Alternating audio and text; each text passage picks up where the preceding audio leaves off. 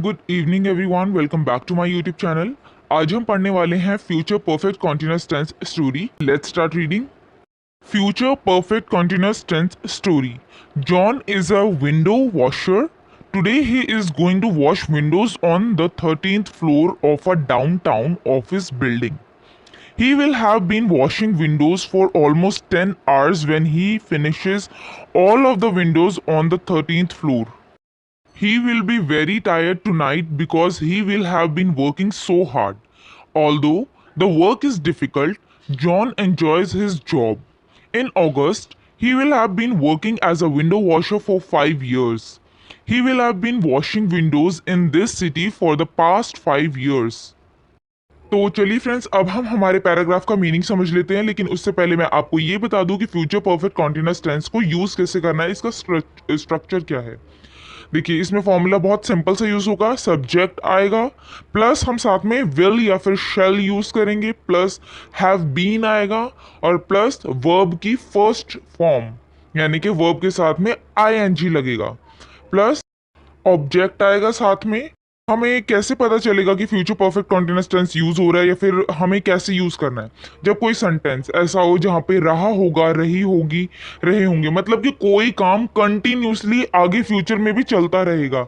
अब हो सकता है वो काम पास्ट में शुरू हुआ हो सकता है वो काम आज से शुरू हुआ हो और फ्यूचर में चलता रहेगा, हो सकता है वो काम फ्यूचर में ही शुरू होगा बट आगे तक चलता रहेगा। मतलब जो काम कंटिन्यूसली चलता रहेगा उसके लिए हम future perfect continuous tense use करेंगे। फॉर्मूला मैंने आपको बता दिया है, और साथ में समय को बताने के लिए, यानी कि वो काम कब से शुरू हुआ है, उसके लिए हम सिंस एंड फोर का यूज करेंगे। सिंस हम एक एकदम एग्जैक्ट टाइम के लिए यूज करते हैं, जैसे 1920 या फिर 2021, एक एग्जैक्ट टाइम 3 o'clock या फिर संडे या मॉर्निंग, इस तरह से हम एग्जैक्ट टाइम बताते हैं तो सिंस लगेगा। फोर कहाँ पे लगेगा? पीरियड ऑफ टाइम के लिए, जैसे 2 घंटे, 2 हफ्ते, 2 महीने, 3 साल। तो चलिए अब हम पैराग्राफ का मीनिंग समझ लेते हैं। John is a window washer. Window washer मतलब कि विंडो का मतलब होता है खिड़की, वॉशर मतलब धोने वाला, खिड़की धोने वाला।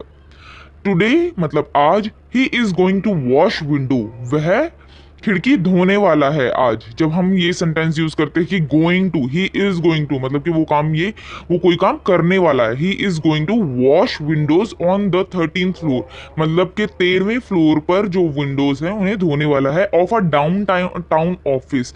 ये ऑफिस बिल्डिंग का नाम है डाउनटाउन, तो डाउनटाउन ऑफिस बिल्डिंग पर जो 13th फ्लोर है उसे धोने वाला है।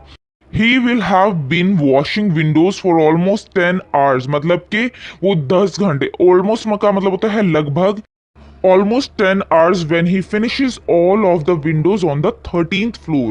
इस सेंटेंस का मतलब है कि 13वीं मंजिल की सभी खिड़कियों को खत्म करने के बाद, मतलब कि उन सभी को क्लीन करने के बाद वह लगभग 10 घंटे तक खिड़कियों को धो रहा होगा।